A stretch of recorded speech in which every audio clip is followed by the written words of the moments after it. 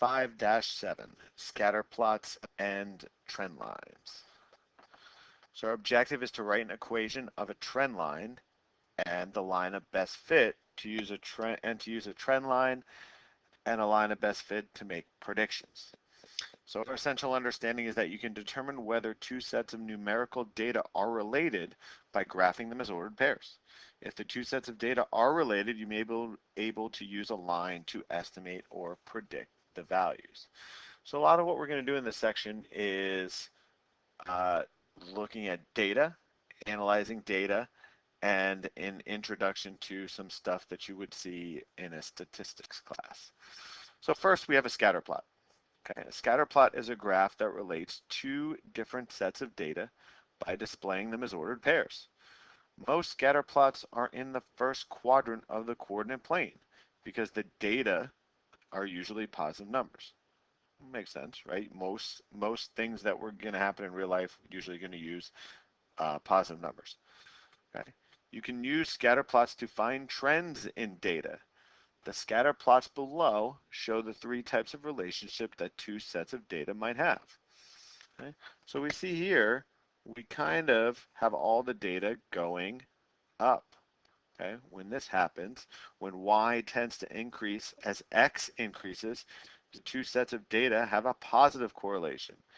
We can see in this one, we can sort of make a line through the data and it is going down. When y tends to decrease as x increases, right? As the graph goes down, as x goes right, the two sets of data have negative correlation. And when x and y are not related, because the points are all over the place in this graph, the two sets of data have no correlation. Okay? So our first problem here is to make a scatter plot and describe its correlation. The table shows the altitude of an airplane and the temperature outside the plane.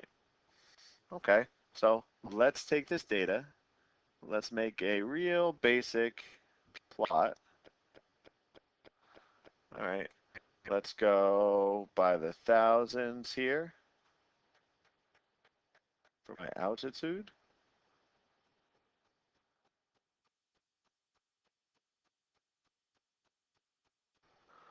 Okay, and then for my temperature, let's go by the 20s. 20, 4, ooh, whoops, 40, 60, and 80. Okay, so at 0, it's 59. At 500, it's a little bit warmer. At 1,000, it's 61.3, a little bit warmer too. But then, watch what happens when we get to 1,500, we have 55. 2,000, we have 41. 2,500, we got 29. That's like halfway. Right about there. 3,000, we got 29.9 again. Down to 18. 4,000 feet, we're back up to 26. Okay. 4,500 feet, we're down to 4,500 feet, we're down to 12. And at 5,000 feet, it is temperature is 0.6 degrees. Okay. So if you look at this data, yeah, not every point goes down, but the general form of this graph is that the temperature outside the plane tends to decrease as the altitude increases. So this has a negative correlation. Okay, let's look at another one. Okay. Make a scatter plot. Okay, so I'm going to do the same thing with this one. So let's get a little bit more room. So this is gasoline. So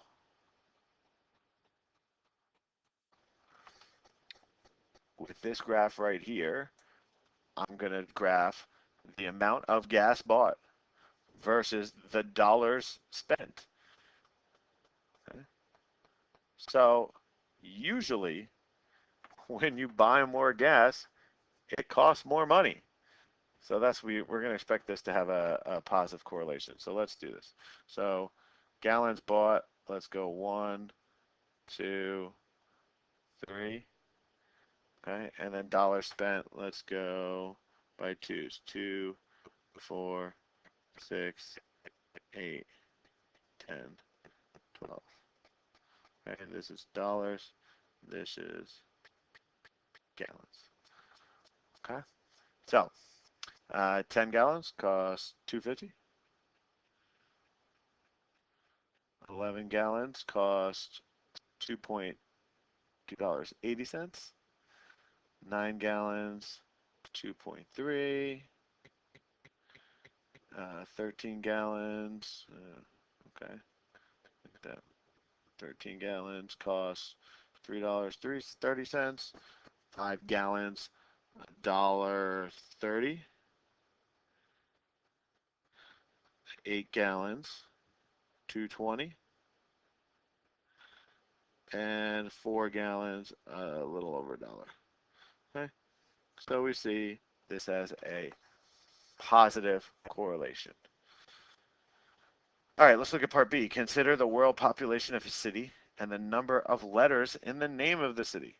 Would you expect this to have a positive correlation, a negative correlation, or no correlation? Well, if you think about it, what does how many people live in a city have to do with the name of the city? New York is one of the biggest cities in the country. Has nothing to do with the fact that there's only 8 letters in the name. Okay, so no correlation. When two sets of data have a positive or negative correlation, you can use a trend line to show the correlation more clearly. A trend line is a line on the scatter plot drawn near the points that shows the correlation. And you can use a trend line to estimate a value between two known data values or to predict a value outside of the range of known values. Interpolation is estimating a value between two known values. Extrapolation is predicting a value outside of the range of known values. Right? So we can say, well, this point is probably going to be there. That's interpolation. And this point is probably going to be out there. That's extrapolation. So make a scatter point of the data, and let's find the approximate weight of a 7-month-old panda, which is not one of the data points on there. So let's go 2, 4, 6, 8, 10, 12. Okay, and then let's go, this is months. And then let's go pounds. Let's go 10, 20, 30, 40. Now they go higher. So let's go 60. Okay. So 1-month-old panda, and we expect this to have a positive correlation, right? As the panda gets older, it's going to get heavier, right? We're going to feed it. It's going to get heavier. So 1-month-old is 2.5 pounds. 2-month-old is 7.6. 3-month is 12. 4-month is 17. 6 months is 24. 8 months is 37. Okay. 10 is 49.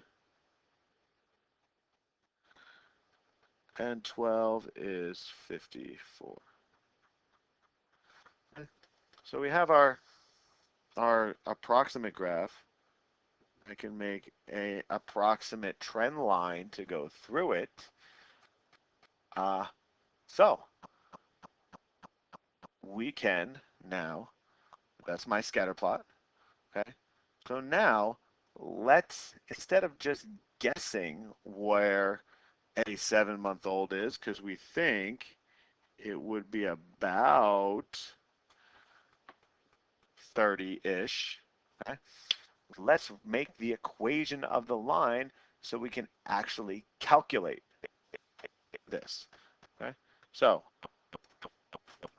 to find the equation of the line, I'm going to need the y-intercept, which I don't have, or 2 points. Well, I have 2 points. There's a point, and you can use any point on here. Let's use that one right there. Okay, so there are 2 points on the line. So point slope form, if you remember, is y minus y1 is equal to m times x minus x1. Okay, when we have 2 points, now we just need the slope. So let's calculate the slope. So my slope is going to be y2 minus y1 over x2 minus x1. y2 minus y1 is going to be 17.1 minus 2.5 over 4 minus 1. Okay. This gives me 14.6 over 3. And that gives me an approximate slope of 4.86. Okay. Now, because this is an estimate of the data, okay, your slope is not going to be exact between all of these, right? Some of them, right, this says as you go up a month, your weight will go up 4.8 pounds, or about 5 pounds. Okay, so if we look at this, right, this is kind of, that's 5.1, you know, that's 4.9, right? They're different amounts each time. So this is just going to be an approximation. Okay, so, but a little bit better than guessing. So now let's use any data point. Let's use the 4 and the 17.1. So y minus 17.1 is equal to 4.86 times x minus 4. Okay.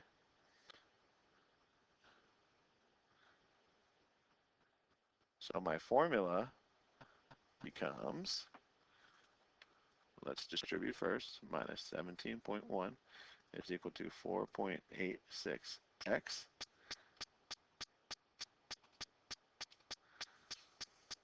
minus 19.47. Okay. Add 17.1 to both sides. And I get y is equal to 4.86x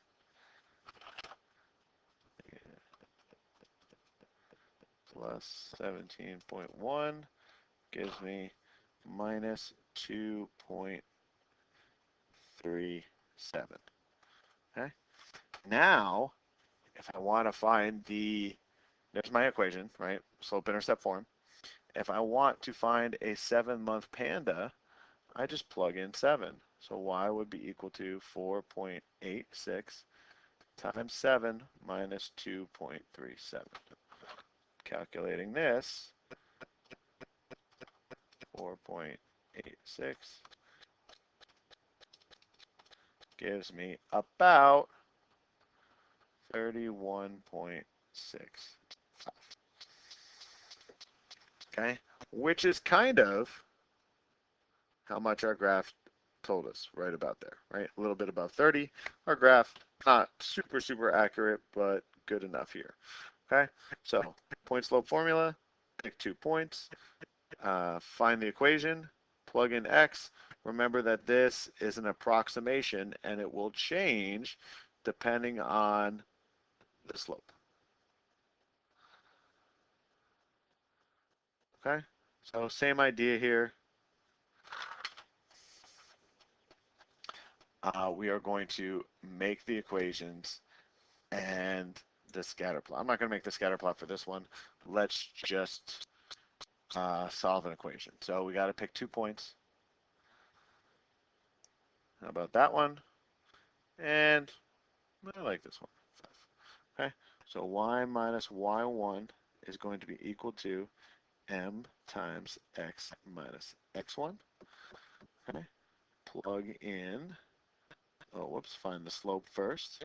So the slope is y2 minus y1 over x2 minus x1.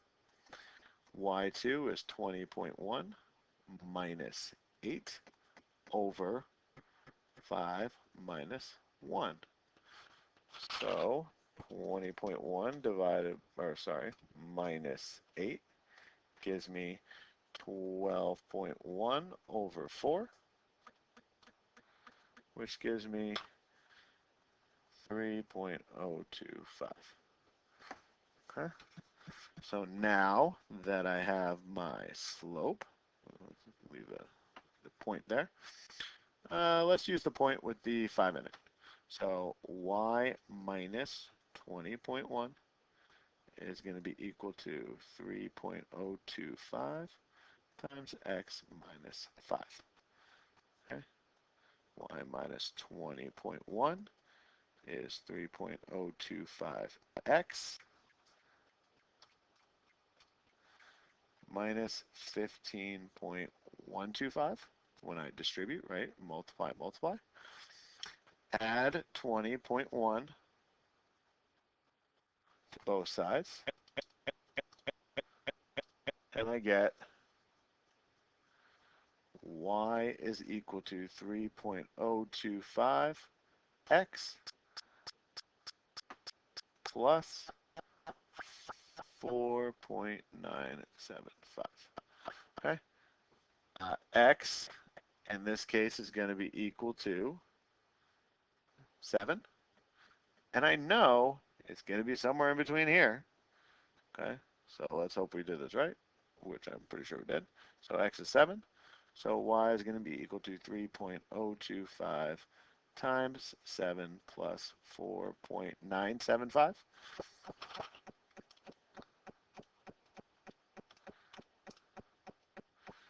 Plus 4.975, and it gives me 26.15. Kind of what we expected, right? Somewhere in between there. Good. Okay. Now this next section is going to talk about the line of best fit. Okay. In order to do this, we are going to need some sort of graphing calculator or something on the internet, which I'll show you. Okay, so the trend line that shows the relationships between two sets of data most accurately is called the line of best fit. A graphing calculator computes the equation of the line of best fit using a method called linear regression. The graphing calculator also gives you the correlation coefficient, R, which is a number from -1 to +1 that tells you how closely the equation models the data. The nearer R is to 1 or -1, the more closely the data cluster around the line of best fit. If R is nearer to 1, the data lie close to the line of best fit with a positive slope. If R is near -1, the data lie close to the line of best fit with a negative slope. So if the number your calculator spits out, this R, this correlation coefficient, if it's negative, your line's going to be going down and all the points are going to look almost like a line. As you start to go this way, the line is still going to be going down, but the points are going to be more scattered out, right? This would not have a correlation of 1, right, or -1. This would have a maybe a 0.6 or 0.5 or something like that. Okay. As you get here to 0, the points are going to be all over the place. Okay. So when you have your graph, right, your points are all there, so no correlation there. As we start getting closer and closer to 1, now that would have a very, very, very high correlation, close to 1. This, right, more data, more data, more data, would not. Yeah, I can still draw a line that approximates everything, but some of these things are far away from the line, and some are very close. So my correlation is going to be much lower, like 0.7 or ish. Okay, so we're going to use a graphing calculator to find the equation of the line of best fit for the data on the right. And what is the correlation coefficient?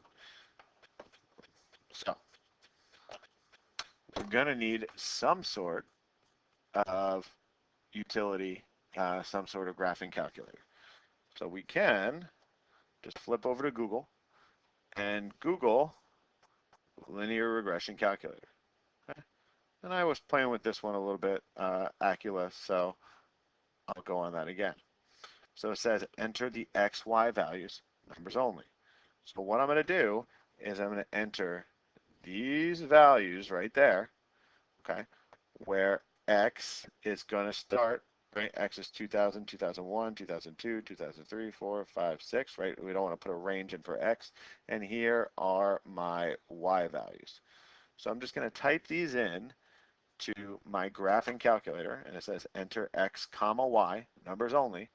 So I'm going to enter 2000, comma, 3508, or sorry, yeah, 3508, 2001, 3766, 2002, 4098, 2003, 46, 45, 2004 was 51, 26, 2005 was 5492, and 2006 was 5836. No comma. 5836. Okay. So now, when I submit this data, I'm going to get a equation of this data, the linear regression. Unfortunately, this particular program, which I didn't check before, it does not give me the correlation coefficient, so I would have to try a different one to get that. But I can see from the graph it's going to be very, very close. Right?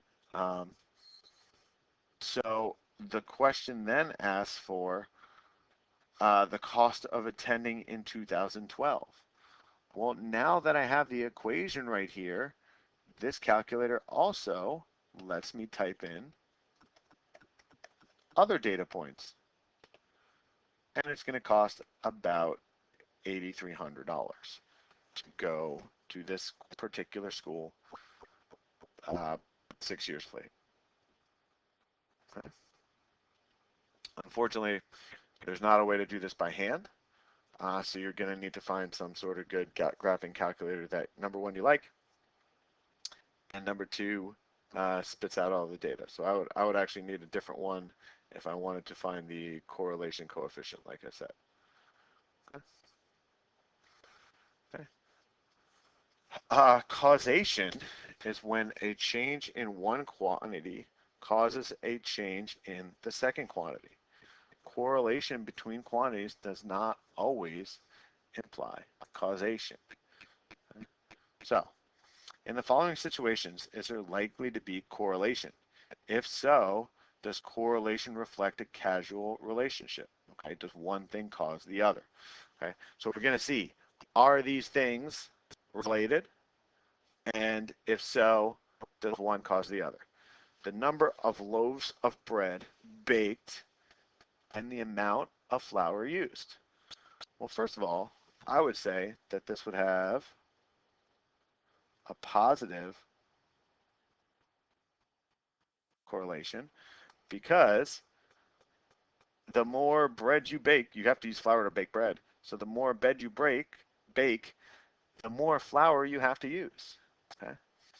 And it also has a causal relationship because as the number of loaves of baked bread increase, the amount of flour used increases.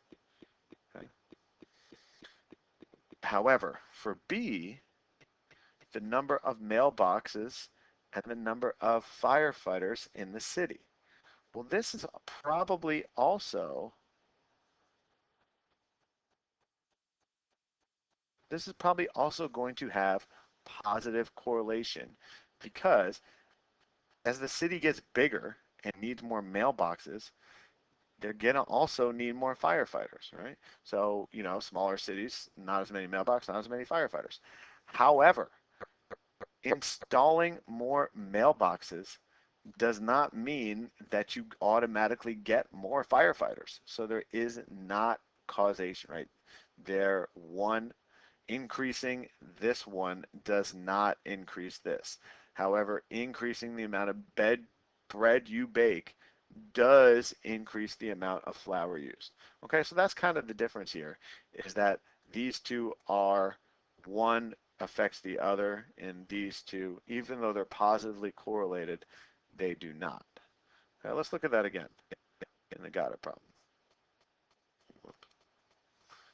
In the following situations, is there likely to be correlation? If so, does it represent a causal relationship?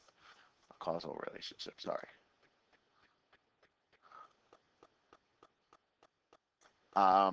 The cost of the family's vacation and the size of their house. Okay. Well, they are probably they probably have a positive correlation, right? Because usually the cost of a family's vacation and uh, this goes up the bigger the size of the house that you rent. However, just because you spend, it's not there is no causation, right? Just because you spend more money on a vacation does not cause a family to have a bigger house. Okay? Right? So usually, right, you spend more money if you have a bigger house, you spend more money when you go on vacation. But having a more expensive vacation does not mean your house is going to be bigger.